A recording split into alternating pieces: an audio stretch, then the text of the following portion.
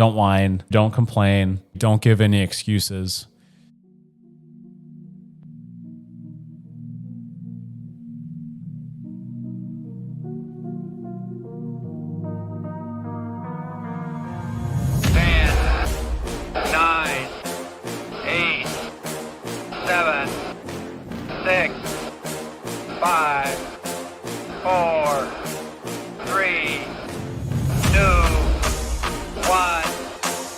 We have ignition.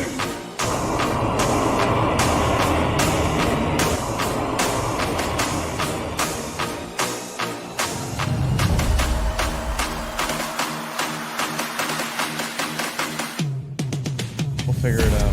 We're back though. Week 2. We're back.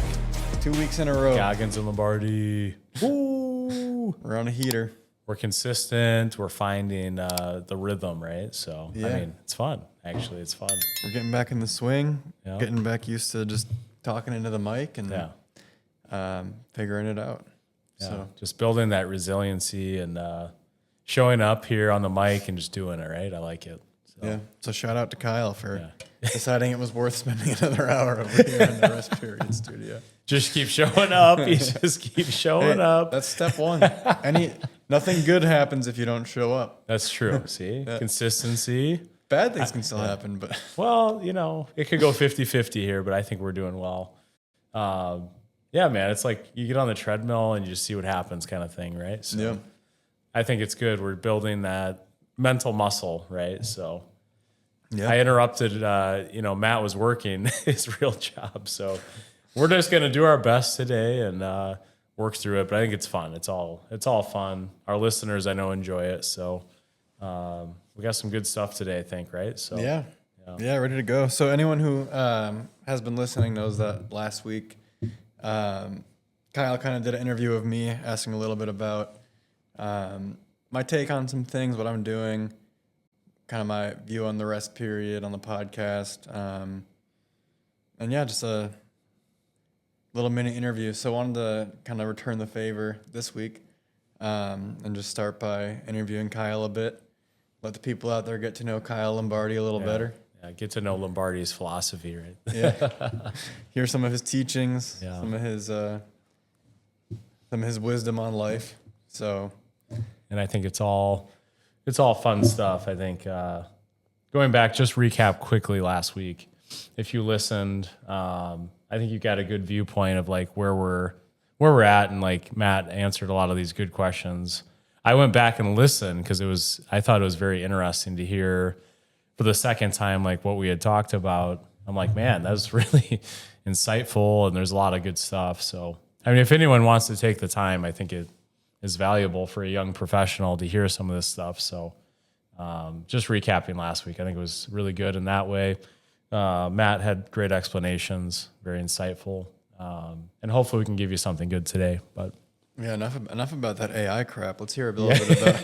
Let's talk about some training. yeah, we're tired of that AI stuff, man. Let's get a little more real. Yeah, no, I mean, hey, AI, I guess, is in training too. But Yeah. fire away, man. I know that's kind of how we started last week, and we'll see what happens. So Yeah, I think a good starting point is just to introduce what you're doing with your career. So talk a little bit about your coaching business and what inspired you to build your own business and training athletes and people of basically all ages and all athletic backgrounds. Maybe start with a little history, like walk us through how you got into that, and kind of how you found that calling. good question. Yeah, so we could start at the beginning because that's probably better, and I can answer where I'm at now. But in 2004, 2005, I was kind of thinking about what I wanted to do, right? I was in college and trying to figure out all this stuff. And I was looking at business economics. I was looking at physical therapy, training, love football, love sports. There's a lot of things I was kind of deciding through. And actually, the school I was going to, right, came up with a kinesiology program, which is the study of human movement, and there's a lot of cardiovascular health things involved in that. So I basically decided, my sophomore year to become in the kinesiology major and kind of like go through, some of the science and medicine based things, right? A lot of people go to occupational therapy, physical therapy, training. There's all kinds of ways you can go with that stuff. So I learned actually pretty deep science. So it's a lot of science based stuff. You don't have to become a trainer like I am now today, but I would actually say like a lot of things I learned in college were very cardiovascular health based. So I could have even gone into, some heart related things with being a doctor. There's things like that you can do with it. I did not decide to do that. I love kinesiology and the movement stuff, right? I had an eye for it right out of the gates, and I just was always a good athlete. So I think just being a good athlete, you want to coach people, train people, help them understand things. So that's kind of step one, I guess, is I like the educational side. The kinesiology stuff was an important part of why I became a trainer, right? So getting a 4-year degree in that was pretty important to me. And then I decided to become a college football coach. So I actually took a lot of what I learned, and I was training college football teams right out of college, right? So I'm like, this wasn't like, oh, you're just behind someone else, like you're learning all these things. I kind of had to quickly learn on the job, if that makes sense. Like I was taking college athletes through workouts, and I was 22 years old, and I was in charge of personal training them, basically performance enhancement. But I learned a lot. Yeah, I actually got a lot better at training because I had to do it. I wasn't a book. It wasn't like, I think this happens a lot in our industry. People are really smart. They can look at a book and know information, but they don't go in the fire too early and just start learning. And I think that's what I did really well is I just dove into it and I knew a lot about it, but I just started doing it and coaching and seeing things and movements. And I think that really helped me, right? I got to deal with high level college athletes, right at 22 years old. I got to coach college football players only. I wasn't training a lot of other people. But I learned a lot from that experience, and I would say it influenced a lot of things I do today. But then I became a GA, so a graduate assistant. So I had to take master's classes and coach football at the same time. And I was training people in the weight room. So I kind of had, 3 heads on that one, learning a lot about coaching philosophy, learning a lot about training. The guy that ran our training at St. Ambrose University played at Iowa. So he had a lot of good information, a lot of things that I had not learned yet, a lot of things I'd already heard about, obviously, but I appreciate that time that I got to work with him. I would say a lot of the learning I did, though, was actually all past all of that. So, a lot of that was important to me. Learned a lot with college athletes. But I would say as soon as I basically decided to stop doing college coaching and become a trainer only. And the reason I chose that was I found that coaching was fun and I enjoyed it. But I knew there was going to be a family issue if I did that in my future. I didn't even know my current wife, but I just kind of sensed, I was like, I didn't feel like that was the right choice for me. I just didn't feel called to that. And I'm being serious. Most people, they don't understand that at 23, 24 years old. I just felt it. I was like, nope, this isn't where I'm called. I'm just not. And I just felt something with fitness. I felt a calling, and it's very intriguing. It's people wonder today, like why do you care so much and passionate about what you do today?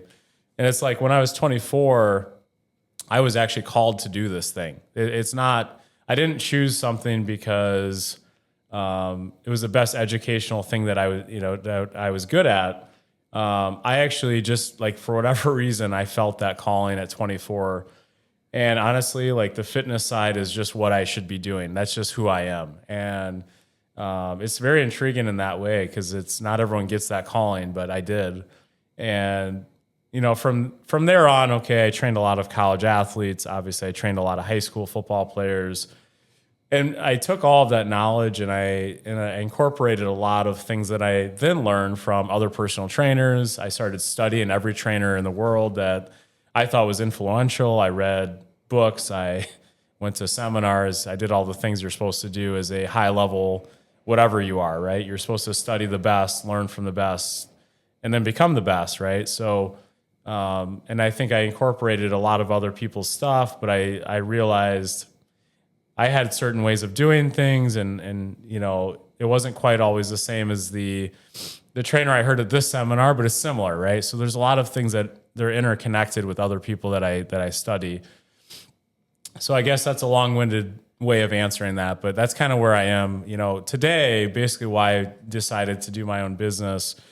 It's partly because my wife and I decided to be debt-free. We live a life where I'm not buried in debt. I can kind of do what I want to do in my business. I don't have to worry every day about debt. And so that's why I got away from some of the things I was doing, because I was in business with some other people. There's long-winded stories on this stuff, but I'll move past that. But I basically just wanted to be in business for myself. I didn't want to answer to someone else. Obviously, there's a point where you're making enough revenue and you feel comfortable about doing that, though, right? So, I got to a place in my career where I felt like that was the right move. Again, I felt called that I needed to change something.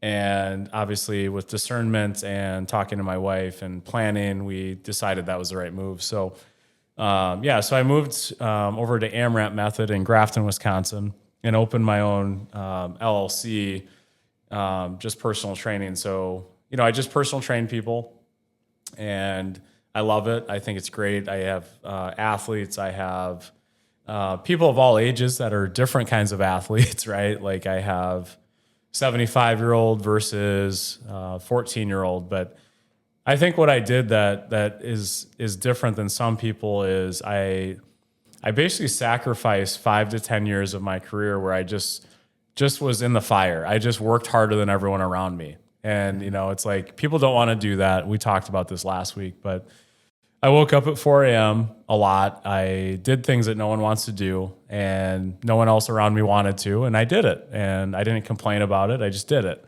And, you know, it's like at some point you start to realize you're in the wrong room, right? And yeah. A lot of times when I was looking around at my buddies or other trainers, you know, I just was like, you know what? I love you guys and I love training here and doing this, but I just think I have to kind of do my own stuff now. And, you know, obviously if I want to hire other people at some point, I will. But I just got to a place where I didn't need other people, I guess, to motivate me. I just could go to a gym and be ready.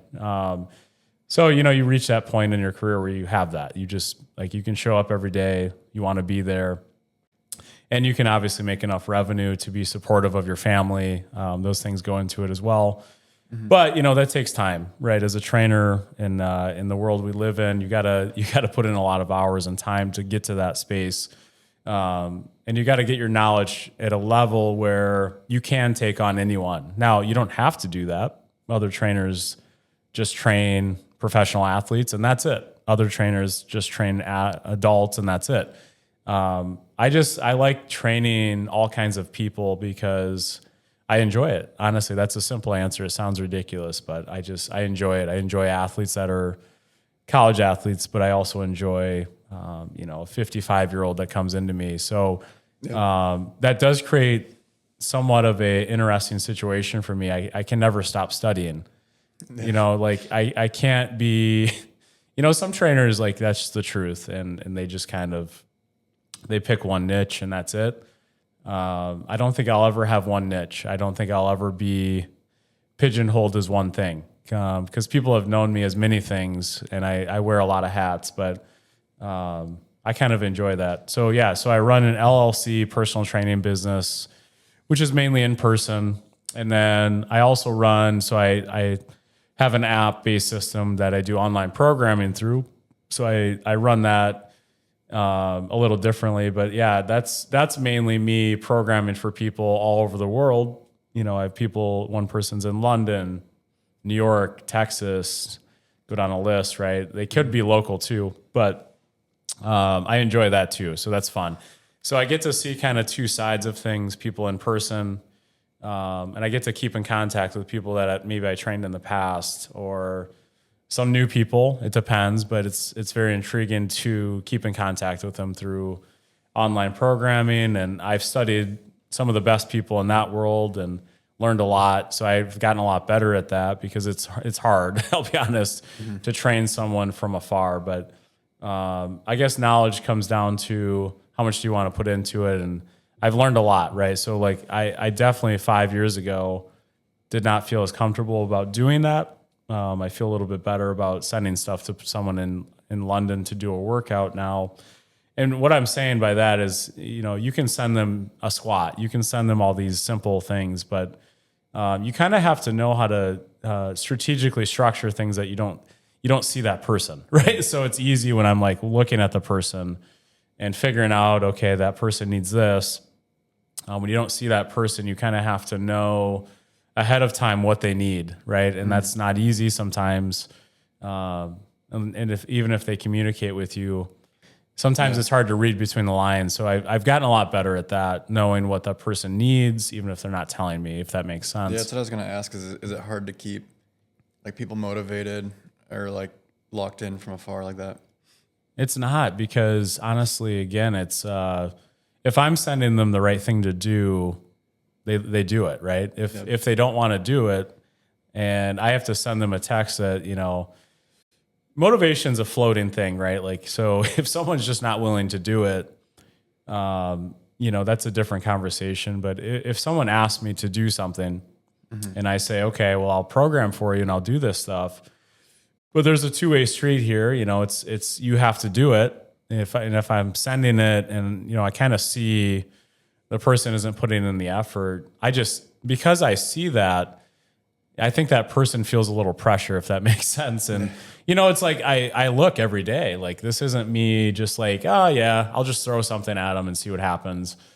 So what I've learned is, obviously I've studied some really good people with the online world, and they're really good at explaining motivation and strategy and all that stuff, right?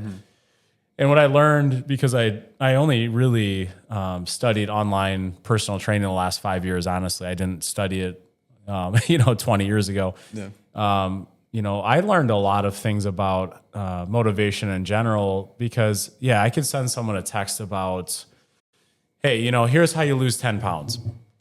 And if they don't want to do it, we all know what's going to happen, right? They're going to choose to continue to do what they're doing, right? They're not going to listen to my text. They're not going to take it as seriously on the workouts as they should. So a lot of times what I do with someone that I'm not seeing in person is, I'll send them a message, but it's not about weight loss or it's not about some of these things about motivation. It's more like, hey, how are you doing? How are the workouts feeling? I get to know, like, hey, are you putting in what I expect, right? Because if you're not, what you want isn't going to happen, right? So if you're not feeling good and your body's feeling beat up, and you're not eating well and you're not sleeping, those are the things that are going to lead us to the right thing, right? So I don't always and then that's a lot of trainers make that mistake, is they're so dialed into the weights, right? Like, hey, do you weigh 230 yet? Do you weigh 230 yet? It's like, well, you're kind of missing the point, and especially with someone that's not around you and you can't talk to them. If you just kind of, just keep a feel of, okay, are they understanding what I want from them, right? Are they staying consistent with their workouts? Those are simple things to text them about, right? Or if you need to make a call, you make a call, right? But in my app, it's so simple because I can send a workout, and on Monday, if that person does the workout as prescribed, if they could lie to me, sure, right? Like, I'm not there, but if I see the numbers and I see it's all green and they did it, it's like I easily could text them that night and kind of know what's going to happen. They're going to feel a little bit sore here. They're going to feel, the right things. If they don't mark the stuff and you start seeing this consistent, like, hey, they're not doing it. We kind of all know the answer. They're not going to get the success they want, right? So consistency does matter. And that's in person or online. So I train people in person, and it's interesting. So if someone shows up consistently and puts in the effort, of course, it's a little bit easier for me to understand if they're working hard because I'm there. I'm seeing them. I'm seeing them sweat. I'm seeing them work. But I've gotten really good at understanding the people that I'm not seeing and if they are feeling good about what I'm sending them.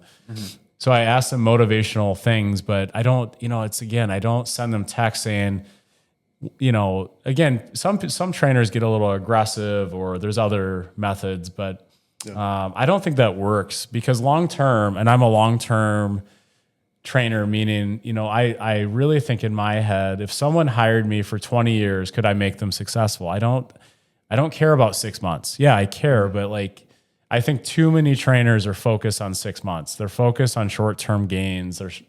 And again, it's everyone makes their choice on this stuff. But if someone said, hey, Kyle, I need 20 years of success, I really think like that. And some people don't like that about me because I'm a little slower on the draw. I don't yell at people. I don't, I don't go completely negative on form. And I hear all this stuff from other trainers. I see it consistently, right?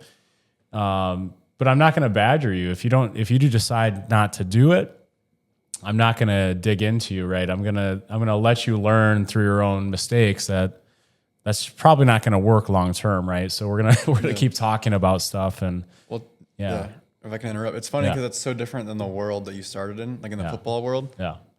That's where it's I think most coaches only really care about 6 months, right? Like sitting in July, you're like, all right, where are we going to be in January, February? And it's also on teams, I think something you see a lot more often, I would guess, is just people who aren't motivated, who want to be on the team or are getting something else out of it, but maybe don't want to put in the work. Whereas, I mean, from what you're saying, it sounds like in the personal training world, this person is a client, right? They're a customer, they're paying for it. They why are they going to pay for it and not show up and put in the work? It's it's kind of self-selecting. That's kind of what, sense, right? Exactly. It's so interesting. I'll touch on the football thing. So there's a lot of different methods with football, right? So I think Indiana football versus Wisconsin football, if we want to use one example, Indiana football, and I read some stuff on Cignetti and his strength and performance and all this stuff that he's doing. And I have a little bit of an inside scoop because I know there's a kid that transferred there that has said a few things that I've heard. So basically, the big difference between a great football program, an average, or a bad football program is a coach that actually has long-term vision, I would say, because, if the coach is focused on 6 months, you're going to lose a lot. You're not in the right mindset. You're not focused on the right things, right? So, again, if you're a coach and you're focused on, hey, in 6 months, am I going to win the football game? But I'm not focused on sleep. I'm not focused on, some of the other bigger picture things. It's going to lead to the same problems all the time in personal training and football teams and anything, right? So Cignetti of Indiana is just a great example of that. I think he did such a good job of changing these kids' thoughts and their processing and how they do things, right? But on top of that, strength and performance got better too.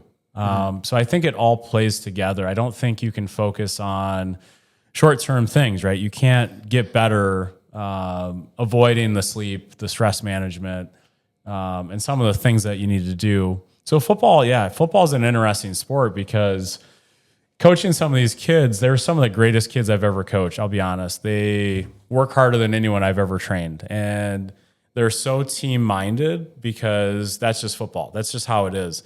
Where in the personal training world, it is different. The kid is not forced to come to me. They are choosing to be there. So, in the college football world, basically my first job, I didn't know these kids. They weren't coming there for me, right? I mean, I was a coach on the staff. So I kind of had to learn how to deal with that, right? Okay, this kid has to be here. They have to do this workout. Yeah. But they're team-minded. They work hard. Football players, none of them are lazy, right? If you're on a football team and you're good, you're not lazy.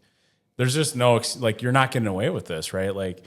So in the personal training world, if someone hires me and says, hey, I need to lose 50 pounds, it's such a different thing than, a team of football players saying, I want to work my ass off and I'm not going to I'm not going to give up. If you say do 100 burpees, every kid there is going to work hard. Sometimes in the personal training world, I don't get the same effort. That's just how it is. It's okay.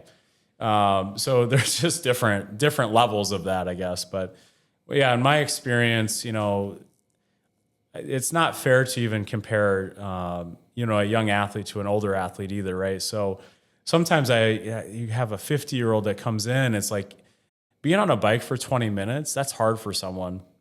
So I've had to learn that too. So I definitely have learned a lot about adults and how different adults need different things, right? And it's never the same. And it's not, some adults don't need to be told the same thing as a 30-year-old, right? So and that's just the truth. Some 50-year-olds need to hear you need to walk more. So it's so dependent on where that person's coming from. But from a motivational tactic, like if they're not internally driven, it is kind of hard because you are paying me to come train. Like it's not like, I'm not going to your house, picking you up and bringing you to the gym kind of thing. And you're not really part of a team.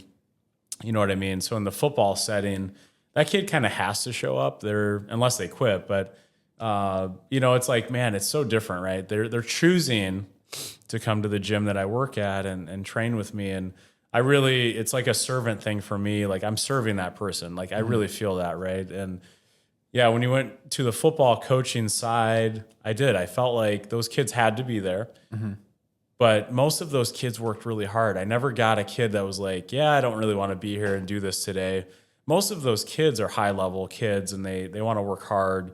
So I've tried to balance that in my personal training business because I try to actually, and let me explain this. So I should have said this earlier, but I've kind of come up with this little thing, and it's actually through some coaching business work that I've done, and I really like it. So something that I look for in a client is FAT. Fat. Some people think it's fat, not fat like they're fat. True. If they're fat, you're gonna have like good listen. You gotta make sure that they got. You know what I'm do, saying? Right? So Goggins, it's not that they're fat. What fat means is they are faithful, and that's truly something that matters to me. I really think in my world, and I guess in hey, go down to the service that you're in, but if someone is faithful to me. And I am serving them well, and I'm working with them as hard as I can, and they're working as hard as they can. That's kind of like that's an important thing to me, right? Like if you're faithful to what I'm saying, it's like I can't ask for much more, right? And I think that's a big part of who I'm trying to be as a business owner, and online programming and in-person training, all this stuff. It's like if that person can be faithful to what I'm trying to get at. That's pretty important to me. And it's so interesting because I've worked with other trainers on this. Like some people just take people on as clients and they might pay them whatever it may be. And that person's not faithful. They're talking behind their back, all the things that you hear about with not being faithful. It's like, I'm not saying I don't have any clients doing that to me, but I have a very small percentage of that happening. And if I hear about it, it's like, if you're not willing to be faithful to what I'm trying to tell you, it's just going to be hard in this relationship to move forward, right? And hey, anyone would do the same thing to their doctor or go down the list of services that we have in the world. But I really don't. It's hard for me to deal with people that can't have a faith to them, right? And it's like that's pretty important to me. So, anyways, and then kind of an acceptance of what we're trying to accomplish, right? Like, hey, if you're trying to run a triathlon and swim and bike, I'm there to serve you, right? So it's like it's an acceptance on both sides. Like, hey, we're working together. And then lastly, T is teachable.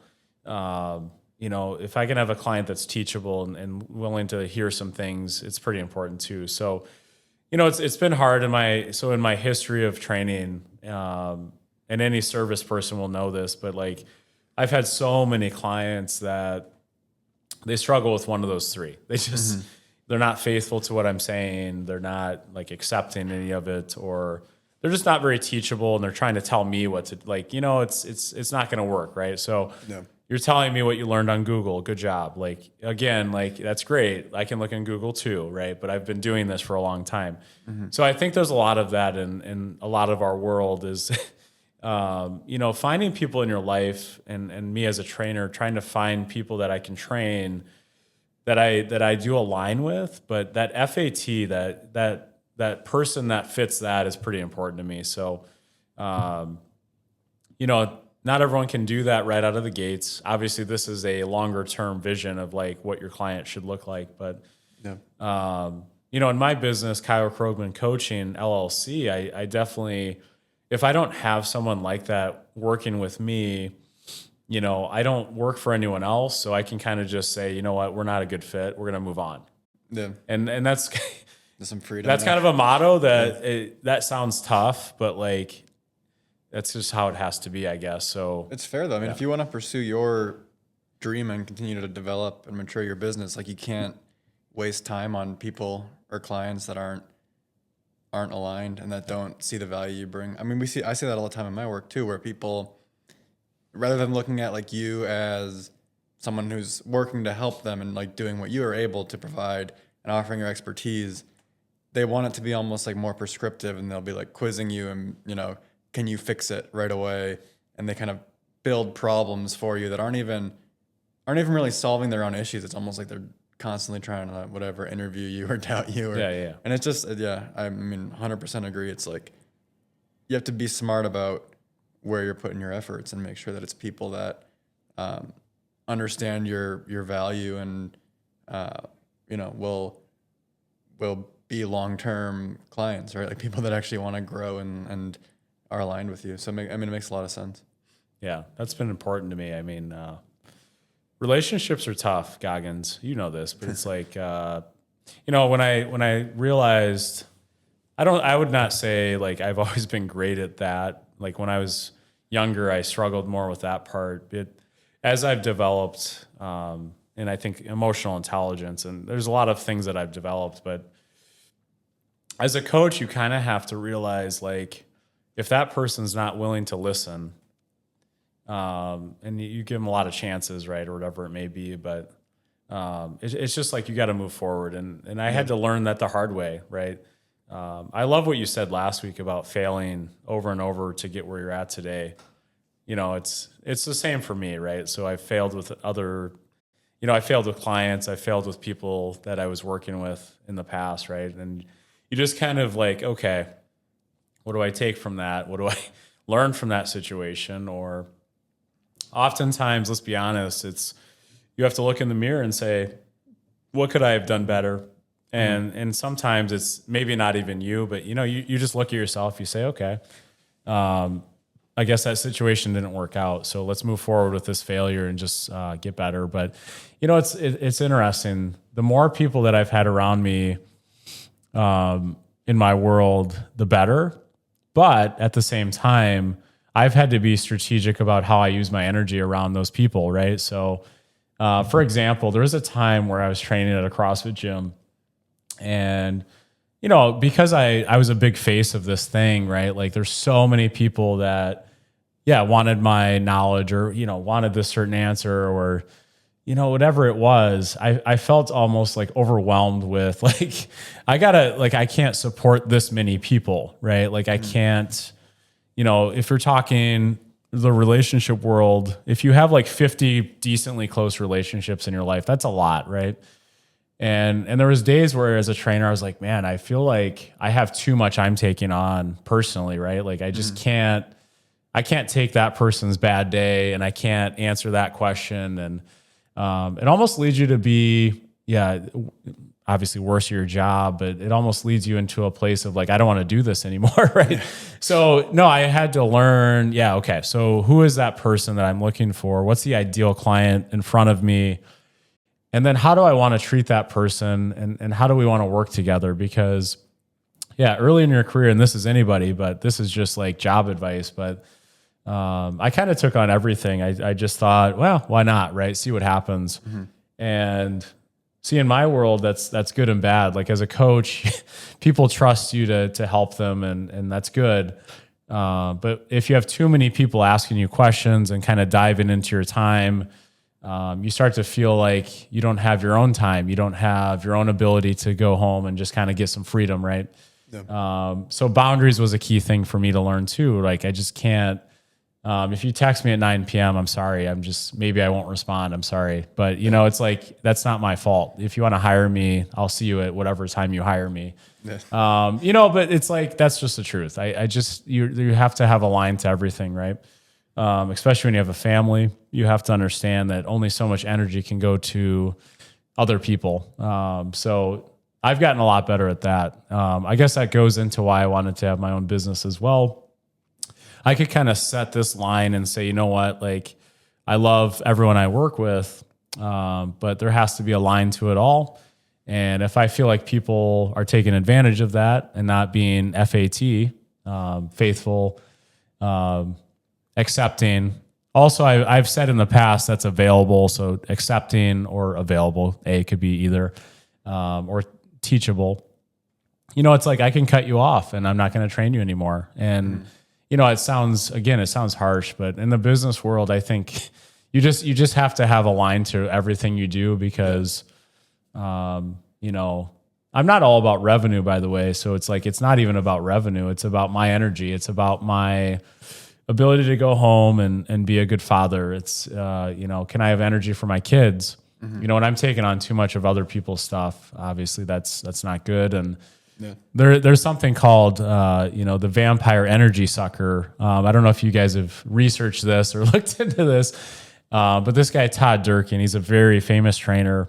He trained Drew Brees and a bunch of great athletes, but he talks in his book about, this energy sucker, this vampire type thing, right? Where that person that you're training or whatever it may be in your life is sucking energy out of you. And he said, just be very careful, right? Mm-hmm. And this isn't just trainers. This is just anyone in your life, relationships. And I really took to that. I was like, man. And I actually looked at my training clients at that time. I read his book.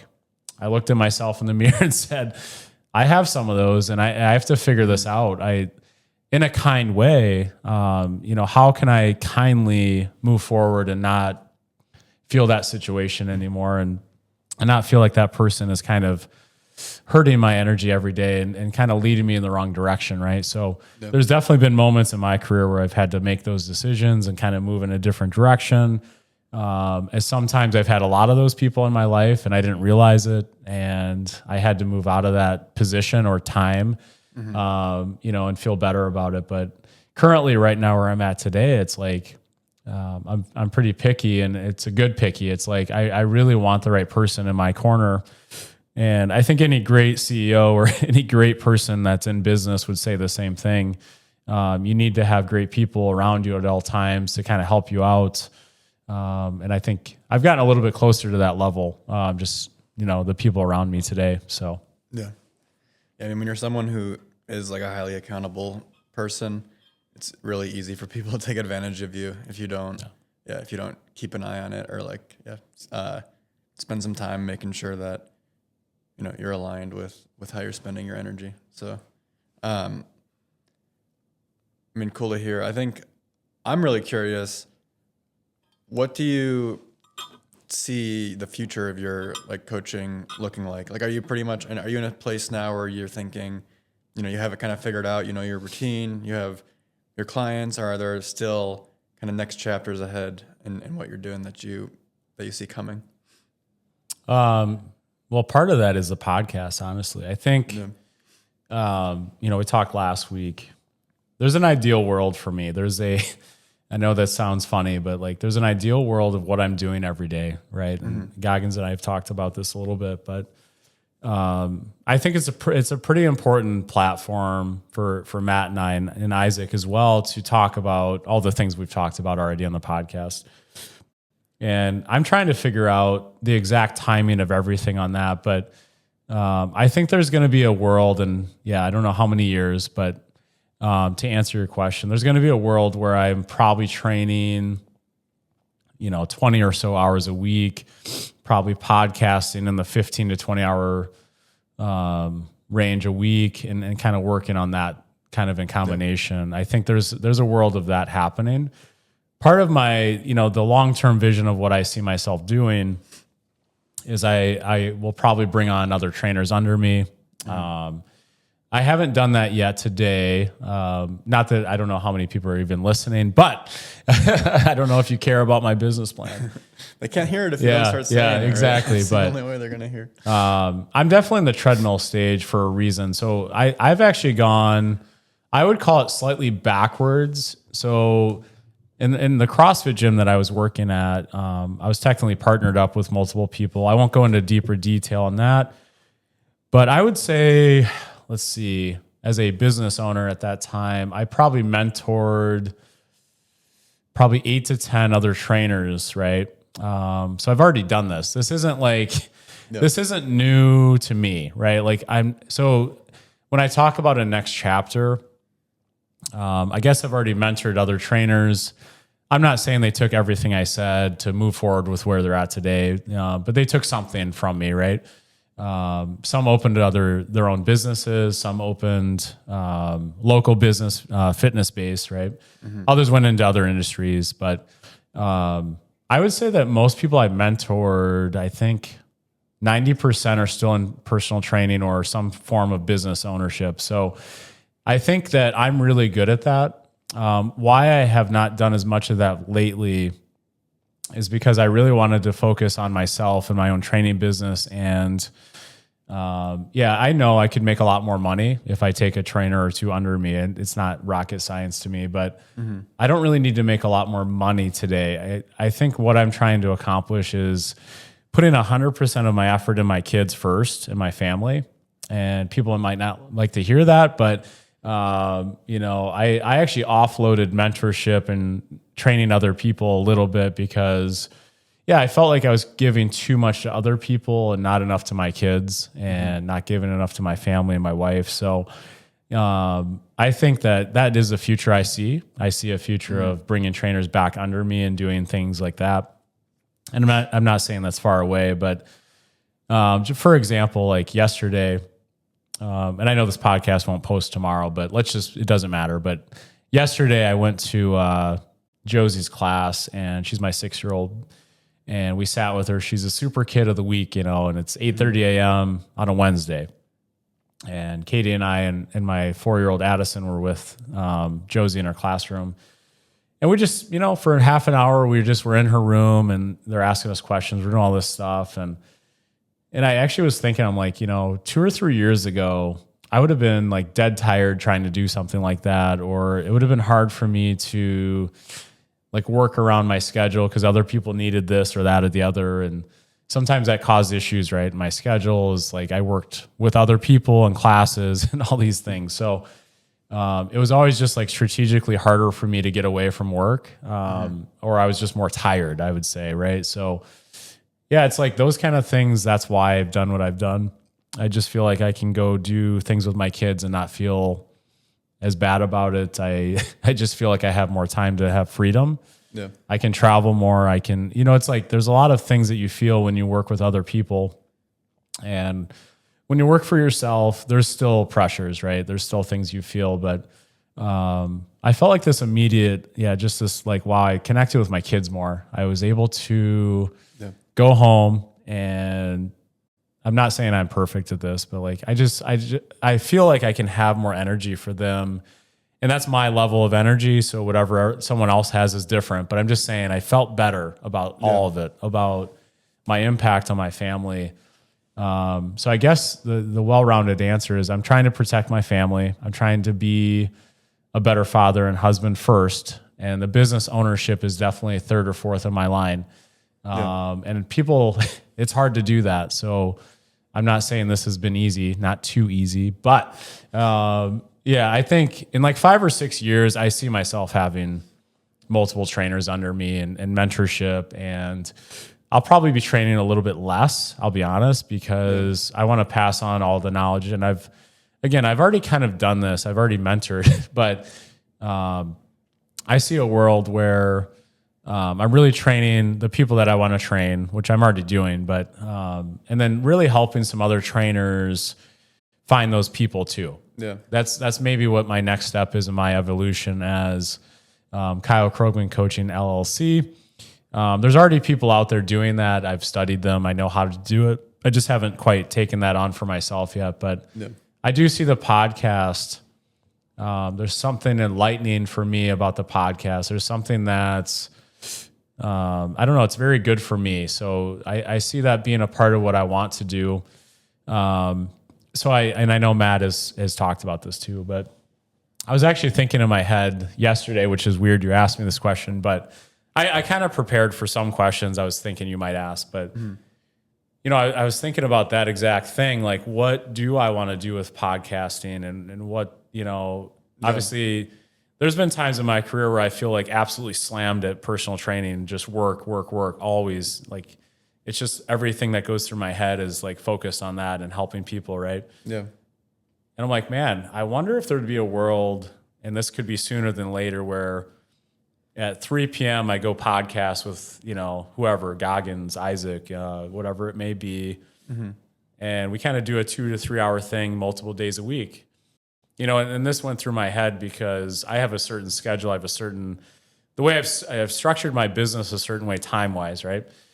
And I'm like, I see that happening sooner than later. I actually see that, right? I see something developing there. So that's, I guess, a long-winded answer, but that's kind of where I see things going.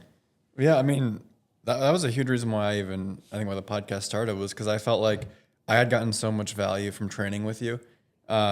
Like, funny enough, when I started training with Kyle, part of it was that I found out I had like a heart thing. And, you know, I was going to like a cardiologist and he was giving me all these super complicated answers about like literally explaining to me the electrical signaling in your heart. And then I went to you like the next day and you were like, all right, cool, do like 100 burpees. And then you were like, I finished those. You're like, all right, do as many pull-ups as you can, do more burpees, more pull-ups, run some laps, push some weight. And I walked out of that. Again, my ears were ringing. I was like completely walking sideways, but like my heart felt better. And then we did it again. No, and again. I mean, that's the same thing with my shoulder. Like I had shoulder issues. I couldn't lift my arm above my head. I had a wing scapula. I did PT. So, you know, again, with like a very scientific approach. And then I went and saw Kyle and he was like, okay, cool. Here, start lifting things over your head, start pushing, start doing these stretches, get your shoulder against the wall. But your approach, like there was a lot of science and knowledge behind it, but your presentation was so like actionable. It was like, I just walked in and you gave me stuff to do. Yeah. And it helped like immediately. So like to me, the idea of being able to help you kind of take all this knowledge you have, and just share it more broadly and like figure out ways we can do that, whether it's via a podcast or via, you know, some social media, some maybe online presence we can build, some things we can offer people through like a more kind of holistic platform. Like I feel really motivated to do that just because of how much getting to train with you has helped me. So, and I feel like that's something that's missing these days. Like you've been touching on this too, like with just modern kind of fitness and like the influence out there or influencers out there. Like so much of it is just like salesmanship and just trying to get people to whatever, buy a program or listen long enough. But there's like a lack of depth to it.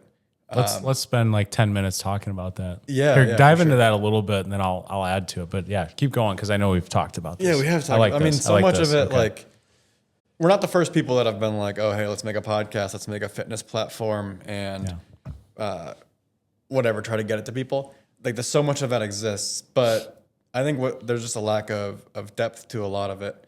Like, there are some trainers, you know, they have like their own personal programming and their own apps. But I don't know.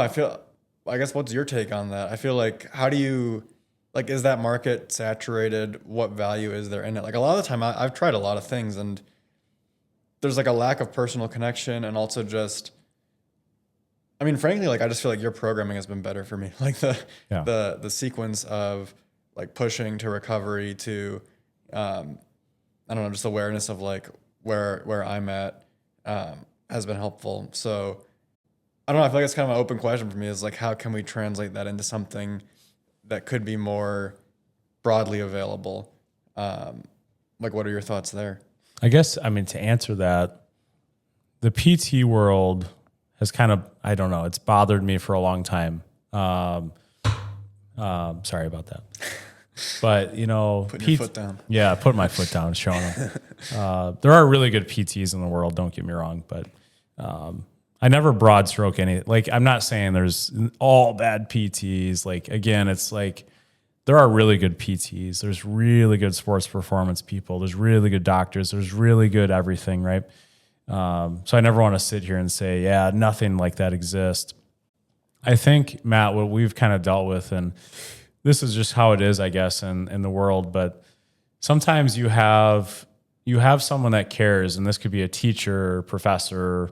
I consider myself a sports performance coach, but I guess the word coach, you know, why am I different, right? Why is the coaching side different that I do versus a lot of people? It's because of what you were just saying. The world has become very transactional, and that's just my opinion. I'm not in every facility doing PT, and I don't see everything, but I think it's very transactional. I think it's very, hey, you came in to see me today, your shoulder hurts, so here, I'm going to explain a few things and give you an exercise, and yeah, I'll see you later. You know, I've studied so many different people that I honestly, I blend so many people's information into my own brain to make it simple for you and me and everyone, right? Mm-hmm. I had a trainer buddy, Jason Legal, who's an amazing personal trainer, very educated. And he would always say to me, he's like, you make it so simple. Like, you take all the same concepts that I know, but you make it so much more simple for people to understand. Mm-hmm. And, you know, it's like, why do I do that? Because honestly, Matt, it's like, why would I explain the science to you? Or why would I go into the deeper electrical signals of R to R waves? And that's cool. I mean, I'm sure some people might care about that, but they don't. Mm-hmm. No client gives a, you know what, about that. I'm being serious. Like, I know that, like, no one cares about that stuff, right? Yeah. Like, oh, let's go into HRV technology and how that works again, you'll get 1%. You'll get 1% that cares about it, yes. But I think it's because it's a transactional world that you live in. You go to a person to get something good, and a lot of people just assume, well, you know, they're here, they're going to pay me. Who cares, right? I don't really need to develop a relationship. I don't need to care about that person. I don't. So, you know, for me, it has been, relationship obviously matters, right? But I think just using the transformational mindset of, like, you know, you're coming to me to get coached. You're coming to me to feel better. You're coming to me for all these reasons, right? And you expect a coach. You expect someone that's going to take a minute to think about that. Yeah. You know, I've been blessed. I think God gave me this gift. I just do that. It's not, again, I've learned a lot. I've trained myself to be better at it. But from 22 years of age, I was a coach and I was good at it. It wasn't like someone told me to do it that way. It's just how I always have been. And my defensive coordinator I worked with when I was 22, he even said, he's like, I don't know, like, you just intuitively, you connect with people so much differently than a lot of people that I've been around, right? Like, so I think there's an intuition, there's an art, there's a science, there's a lot of ways we could talk about this coaching wise, but I guess coaching, it does bring in science. Like, science is part of what we're doing here, right?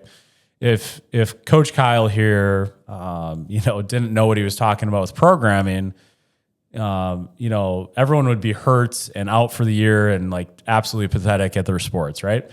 So there is a side, there's a blend of, like, okay, well, that person did actually research programming and understanding things, but the other side of all of that is, like, if you're taking coaching philosophy and using, you know, different techniques, you kind of have to know how to work with each person because emotional intelligence and all the things that coaches kind of study, they have to think about that other person. They can't just say, well, that person is the same as that person, so we're just going to do it the same for all of them. You know, if you looked at my app and my programming, there's so much going on. You'd be, like, shocked, right? You'd be like, how does that, again, it's because I have done it for so long and I've studied this for so long and I know people. there's so many programs going on at one time. You'd say, how do you know how that's like, what's going on here? Right. And I think that's the future a little bit. I know you're developing a website, maybe an app. There's some stuff with that, right? So there's a world where, from the coaching side, how do we dig into that deeper? I think from my end, again, teaching others that coaching is not just yelling at people, actionable steps, like you just said. Like when Matt came into me with some heart stuff, cardiovascular issues, I guess the bigger message he needed to hear that day was we got to get to work and work out. There's no more talking. There's no more sitting down in a chair listening to a doctor. You're 28. Let's work. Yep. And it worked because that's what he needed, right? But you know what? If a 28-year-old came in that didn't need that, I think I would have assessed it and changed the way I did it, right? So, yeah. How do you use that coaching philosophy? Well, again, you blend science with art with intuition. This sounds ridiculous, but my intuition told me Matt needed that. And the science is clear, though. He needed to get in better shape. Yep. But it's like it just worked, right? And I think, how do we get that to more people? We keep sending these messages and blending all of that information that I just said. And there's a way to do that, obviously, on a website. There's a way to do it with apps. There's a way to mix in all this information. It's kind of already sitting there. Some people are trying it. Yeah. I think what people aren't doing is the coaching side. I'm really good at coaching. I'm really good at some of these other things that you can't, again, you can't capture some of this stuff without a real understanding of, that person in front of you. So I think you and I are working on that. You're doing some website stuff, some app stuff. But I think there's something there. It's just, where is it going? We'll see, right? I think it's fun though. I think people will be interested in where that goes. Because I've told you a little bit, the app stuff, the app programming that I deal with, there's some issues. There's some things that I can't coach very well through it, right? So it's okay, a one-on-one personal training client, we can take that person on and say, here's what I see today. Let's work on X. It's like, well, in an app or a programming thing, it's kind of hard to be able to deal with all of it. They can tell me variables, in apps. They can say, I didn't get enough sleep. They could put in their HRV. They could put in all kinds of details. But I think an app where you can, you can see where that person, hey, I don't feel great today. How do we adjust this today? Yeah. Because I do that, right? On the fly, I have to, if someone comes in and says, hey, Kyle had this plan, they come in and my shoulder feels like absolute garbage. Oh, well, we're going to do a bench press day. Like, Kyle better have an answer, right? So I think in an app or a programming setting on the online world, I think we could develop software, app stuff, programming that can adjust based on everything, right? So there's something there, right? Yeah, I think sorry, don't mean to interrupt. Yeah, go ahead. But I think the technical challenge is like, how do you keep it authentic? How do you actually provide depth to individuals and scale that? So how can you make sure coaches are like well integrated with other clients, that they have the right things in the platform to stay engaged personally, to kind of keep clients motivated, and also like you say, adjust on the fly. How can you use a small dose of kind of AI or inference to adjust, but then also get feedback from coaches and make sure that it's still building towards the right horizon. I think all those things are questions that I'm trying to figure out as we build this thing out. And I think being able to work closely with you and get your feedback on what actually is helpful, what would coaches want to use, be able to see. And obviously I can come at it from the client side of what's helpful for me. But kind of keeping that tight loop and figuring out how to, develop something with some real depth, that gives that real time. Here's an example. Here's an example that I don't love about the app. So let's say, and I train a lot of different people through this app, right? But if I program, bench press and, go down a list of upper body exercises, in my opinion, there's already regressions or things that I could change those exercises to if I'm standing in front of someone. Yeah. There's already known regressions, progressions. There's already known things. In an app though, so, if I put in their bench press and that person walks in, they feel a little bit of front shoulder pain, anterior pain, and they're like, you know what? Should I do this or not? I think it should be easier for me to, in an app, without having them text me or ask me a question. They should be able to somehow ask within the app, but I should have the regression already there. Yeah. I can't do that today. I can't do that today. Like I have to answer the question. They have to text a human to get that answer. Yeah. Which is super annoying because I programmed a workout. That person can't quite maybe do that workout today. And let's say I'm really busy for 3 hours and I can't respond. Well, it's like, what are they going to do? So again, I already know the regressions. It's not like, this isn't the hard part, right? It's like, why isn't AI connected into this better? And bench press, that person types in, my shoulder hurts a little bit today. And then in the app, I already have, hey, the regression is this if your shoulder hurts. Yeah. And I'm done. I don't have to ask anyone. I don't have to worry about it. I just ask quickly in my app. Because I deal with that stuff more in a week than you would expect. I just, okay, that person's knee's a little sore today. Yeah, I know how to rehab them, but let's say I'm not there. Again, like if I have a squat or something in the system and they're like, you know what, today, that's just not feeling perfect, right? I should be able to type in there, hey, you know what, my knee's bothering me a little bit. What can I adjust out of, from the squat? Yeah. Well, so I know the answer, but I'm not there. So from an actual technical side, that's stuff that could be vastly improved, right? You gotta dynamically Yeah. adjust as it's going. Yeah. Because the answer's already there. I already know the answer. And mind you, PTs, physical therapists, you have to go to a physical therapist, right? You're asking them these questions. My knee hurts. What do I do? You're paying them $140 or more dollars and whatever, not even an hour probably, but they're charging you $140 for this. Yeah. And I'm like, wait, there's a replaceable method on a lot of physical therapy that we could actually do in an app. Yeah. And I do a lot of it already, but the problem is, again, if the human element can't be replicated within the app, they text me about it, right? And then now I have to spend my time figuring that out. Even though the answer is already clear, I already know the answer. Mm-hmm. So that's where AI, to me, it's like, yeah, from an app perspective, it's not that hard. If I'm back squatting and my back hurts a little bit and I type in there, hey, what's an adjustable exercise out of a back squat? My back's sore. In your app, AI should be able to respond quickly because Kyle already told it, here's your adjustment. Yeah. That's what makes sense to me because I can't do that today. I can't, I literally have to be able to respond to people quickly enough before they exercise. And they could be on the exercise and I could be busy for 3 hours and I can't respond.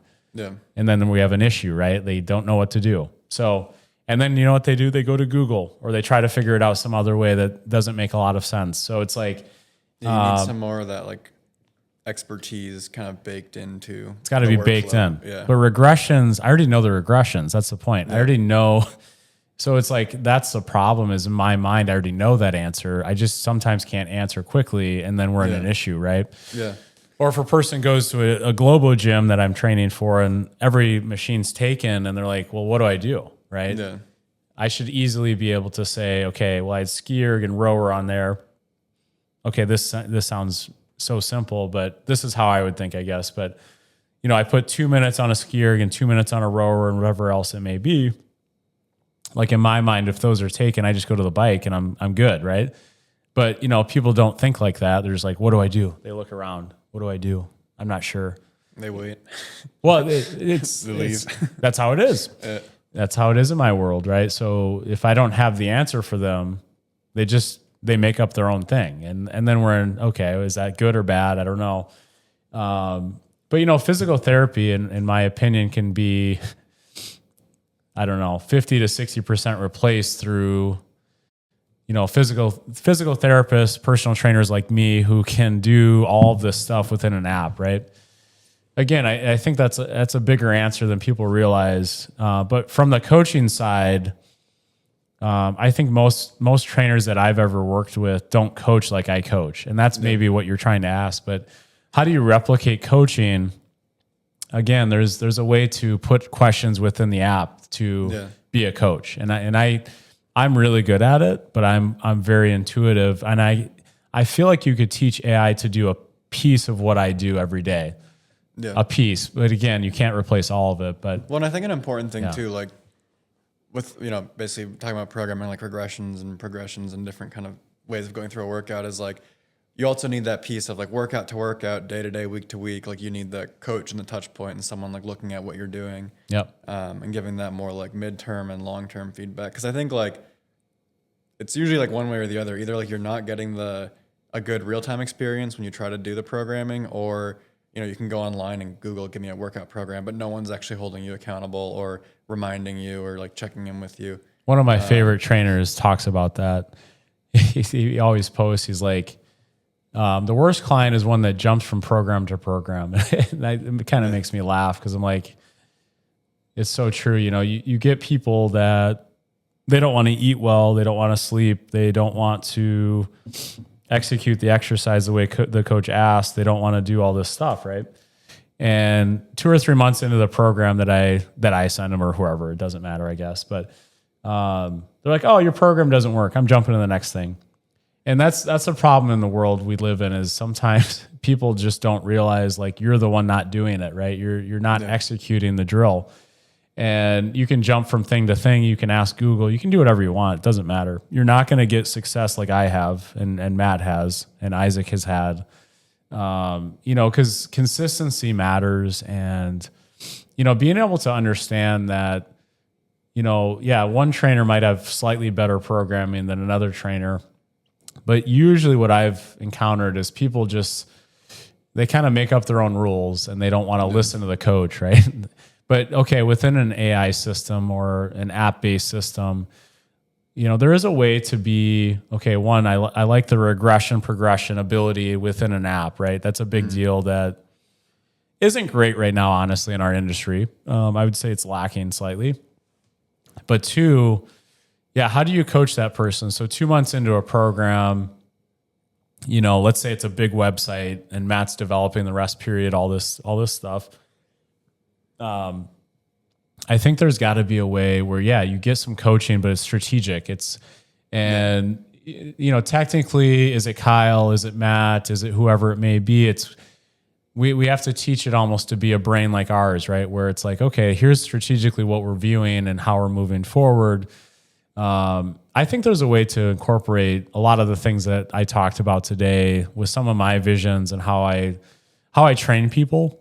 I think there is a way to do that with people within a system like that, within a website, within the app, right? So I think there's a lot of good that could come from that, right? And then I think you can combine that with, just live conversations, working out in person here and there, and doing stuff on our podcast about different topics, like different health topics, and just kind of building out a library of support for people and engagement. I feel like the biggest thing, like you're saying, the biggest thing is just consistency and energy. It's like keeping people engaged and excited about their own goals. Because it's one thing to set a goal, it's another thing to follow through on it every day for the next 6 months, or for the next 20 years. Like you say, the horizon you train for 20 years, like you gotta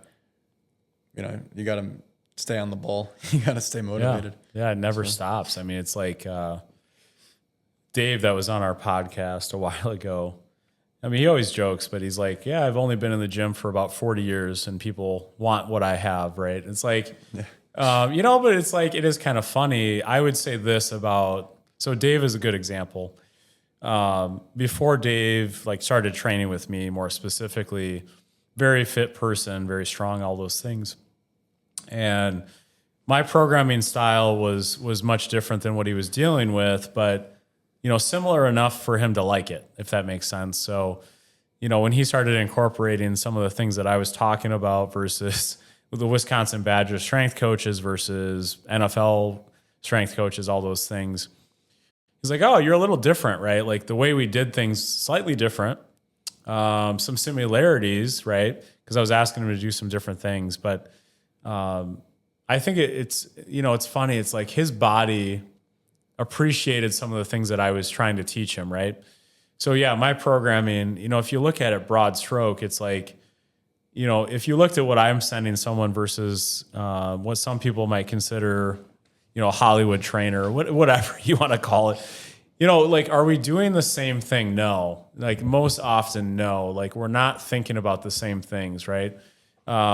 Because I can take a person like Dave, who's an elite high level athlete for a long time, and I can make him better still. Where, it's like someone that takes a Hollywood actor and we're going to get jacked in 3 months. But like, what's, again, it's like, what's the long term of all of it, right? Like, what is our actual strategic goal on all of it? So I think there's a way to be better about coaching people, and not short-term coaching, right? Not short-term training, not, hey, you can get better fast, but like, okay, what happens when you flame out? Mm-hmm. Again, it's like, I've already done this with a lot of people, right? It's not new. It's not new information, but I think because, trainers are trying to sell, right? It's a lot of selling. It's a lot of marketing. It's a lot of things that you see on the internet and all these things. But yeah, we all know, I think that training consistently over a long period of time is really the key to all of it.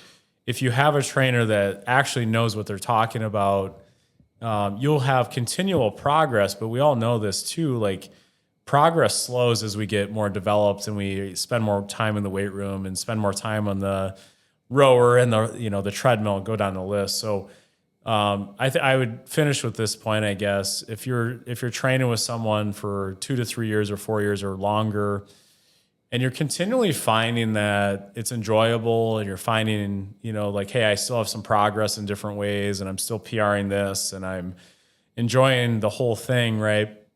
I think you found a special coach and trainer, because rarely will you find that. Rarely will you find a strategic mind that can be like, hey, I can make you better, but it's not just over a short period of time. It's this person is actually trying to make me better forever.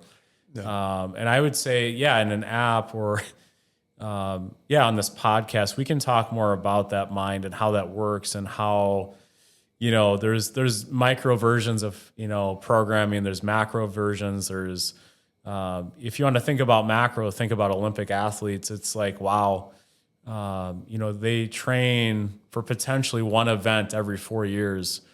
So that's the most pure macro event you could train for, right?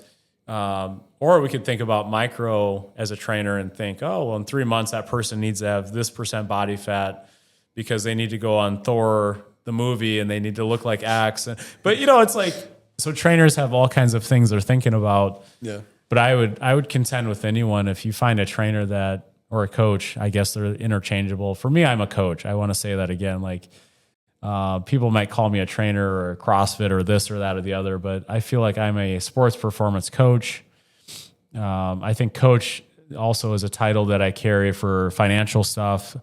I like that a little bit better than trainer, but I think that if you find someone that can make you better, and again, it's not, maybe your bench press doesn't go from 200 to 500. That's not what I'm saying. Over 4 or 5 years or longer, if you're finding that person that can internally, help you, like they're driving you, they're not just yelling at you, right? They're dealing with all the other things that we talk about in coaching.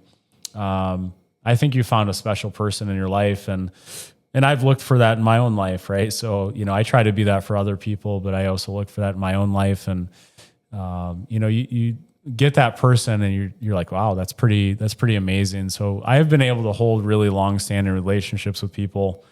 And I hold, it's credit to me, yes, but it's also credit to other people in my life, because I've learned through other people. It's not, I had to learn how to do that, right? I didn't always have that knowledge. I didn't always know how to do that. So those are things to think about. And lastly, I forgot to talk about this, but one of my favorite coaches, and I'm sure a lot of people know who it is John Wooden. He's not a trainer. He's he's a coach. He's a coach that everyone has probably heard of. But I recently have been listening to more and more of his stuff, and I researched him actually a lot in my master's program and wrote some stuff about him actually. So I know a lot about John Wooden, and I would contend anyone, like if you're going to go into coaching, you have to read all of John Wooden's stuff. But some important messages that I guess I can finish on this note, and then Matt can say whatever he's feeling. But 3 things that John Wooden said that were very like important principles that he actually learned from his dad. And I'm like, this applies to how I coach people. And this is something that I want to teach my kids even, right? Number 1, don't whine. Number 2, don't complain. And number 3, don't give any excuses. I guess in our app and our program, and if we can execute those 3 things and teach people those 3 things, there's a higher level. Yeah, they can work out, they can squat, they can be all these things. But, John Wooden is not saying anything like crazy there, but it's like, you know what, if you can show up and not whine, not complain, not have excuses about all the things that you want to have excuses about, if your coach asks you to do something and you do it and you execute it, and you give your best effort, I think we're going to be okay. So I want to finish with that. Yeah, I mean, I think that's awesome. I think, and that's what people are more often than not missing. Like when things aren't going well, is that they're just missing those reminders. Like they know what they should be doing, or everyone's heard the different motivational messages, but it's like just having somebody in your corner consistently reminding you, and who has your best interests at heart, and yeah, just like helps pick you up when you're falling short, and is just consistently there to support you and motivate you. I think that's like what it's all about. To me, that's what I've loved about having you as a trainer, and just on my own path through the different goal set.